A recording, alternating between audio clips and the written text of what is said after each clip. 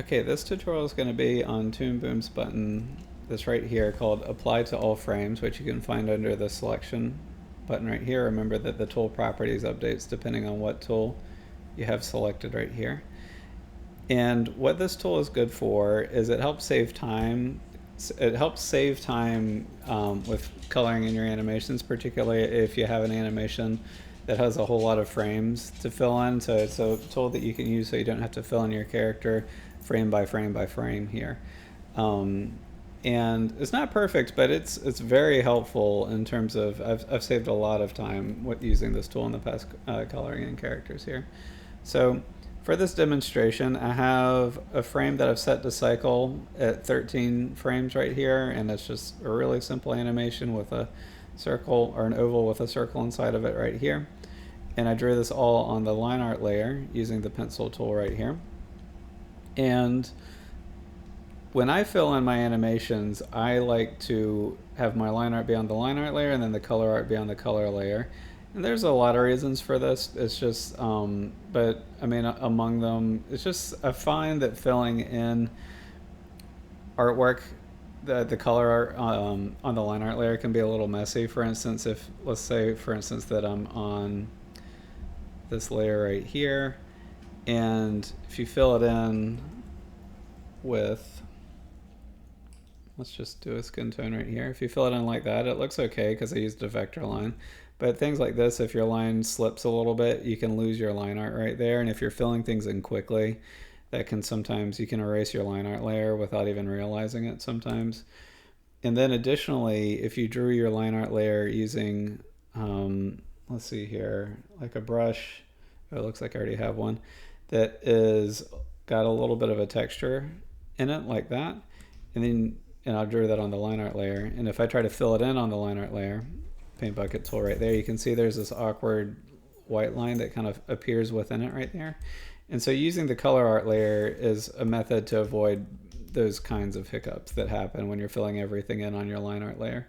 So let's kind of move past that and move to the Apply to All Frames button, which again is right here under the Selection tool. And so to fill in my artwork on the color layer, I need to, let's just say I was just only doing this for one frame. I would select my frame right there in the line art layer, and then I would go down to this button right here, which is called Create Color Art from Line Art. I would press that button, and then it would create what's called a stroke into the color art layer. Because the color art layer right now is empty without having pressed that button. So if I were to press the paint bucket tool right now, nothing happens. But if I go to the line art layer, I select the line art, then I press this button right here, and then I go down to the color art. First of all, you can see the stroke, hopefully. It might not be showing up in the YouTube render right here, but there's a blue line for the stroke. K is the shortcut to hide the stroke and bring it back, so if you don't see it, try pressing K. But now when I do the paint bucket tool, whereas before it didn't do anything, now when I press it, it goes in right there. But you can see I didn't press the Apply to All Frames button, and so it's only doing it to that one frame. So if I want to do it to all the frames, I'll just press Edit Undo a few times just to make sure I get back to where I need to be. So let's get into applying this process to all the frames right here so I don't have to fill it in frame by frame. So first of all, I need to do the Select tool, and I need to select the whole region to make sure I capture all my frames, and I need to also make sure that I'm on the right line art layer right there. So make sure you're on your line art layer, Selection tool, and then drag an area that covers the whole thing. Oh my gosh, sorry. I need to make sure Apply to All Frames is on. Select the whole area so you can see multiple frames got picked up. Take note that when I click this button and turn it off and I do the same thing, it only selects that first frame of the animation. So I'll turn that on. I have all the frames right there. So now when I press this button, instead of doing that operation to one frame, it's now going to do it to all the frames in the animation. And that's the case if this is only 13 frames long, which is what I have here, or if it was, 1,000 frames long. So I'll press that button. And so now when I go to color art, you can see I have the strokes built in for frame 1, frame 2, and frame 3.